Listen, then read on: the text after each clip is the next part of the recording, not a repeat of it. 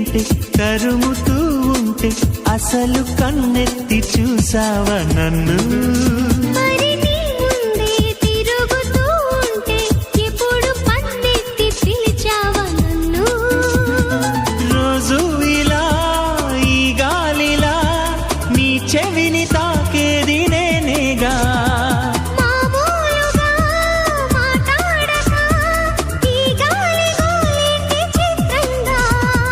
కలుసుకో త్వరగా కలలు నిజమవగా.